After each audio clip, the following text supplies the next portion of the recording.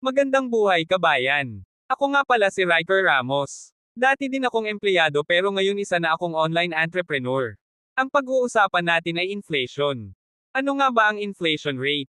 Ang inflation rate ay ang porsyento ng pagtaas ng pangkalahatang presyo ng mga bilihin at serbisyo sa loob ng isang takdang panahon. Kapag mataas ang inflation, bumababa ang halaga ng pera, na nangangahulugang mas kaunti ang mabibili ng bawat piso o dolyar. Ito ay may malaking epekto sa ekonomiya ng isang bansa. Epekto ng mataas na inflation rate sa ekonomiya. 1. Purchasing power. Bumaba ang purchasing power ng mga tao dahil mas mataas ang presyo ng mga bilihin at serbisyo. 2. Savings. Ang halaga ng naipon na pera ay bumababa, kaya maaaring mabawasan ang insentibo ng mga tao na mag-impok. 3. Interest rates. Maaaring itaas ng mga bangko sentral ang interest rates upang makontrol ang inflation, na magdudulot ng mas mataas na gastos sa pagpapautang. 4. Investment. Ang hindi tiyak na presyo sa hinaharap ay maaaring magpahina sa kumpiyansa ng mga mamumuhunan. 5.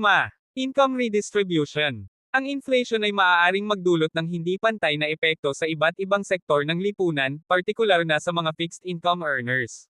Mga solusyon para makontrol ang inflation. 1. Monetary policy. Ang mga bangko sentral ay maaaring magpatupad ng mga patakaran sa pera tulad ng pagpapataas ng interest rates upang bawasan ang pag-ikot ng pera sa ekonomiya. 2. Fiscal policy. Maaaring bawasan ng gobyerno ang paggasta o itaas ang buwis upang bawasan ang demand. 3. Supply side policies. Pagsuporta sa produksyon upang mapababa ang mga gastos sa paggawa at pagpapabuti ng supply chains. 4. Price controls. Maaaring ipatupad ng gobyerno ang price control sa mga pangunahing bilihin, bagaman ito ay may mga potensyal na negatibong epekto tulad ng shortage. 5. Promotion of savings. Pagpapalakas ng mga programa upang hikayatin ang pag-iimpok na makakatulong sa pagbabawas ng demand sa ekonomiya. 6. Pagdagdag ng pagkakakitaan. Ang isang pinakamabisang paraan ay ang pagdagdag ng pagkakakitaan nang sa ganun hindi maramdaman ang pagtaas ng mga bilihin. Ang tamang kombinasyon ng mga patakaran ay depende sa partikular na kalagayan ng isang bansa.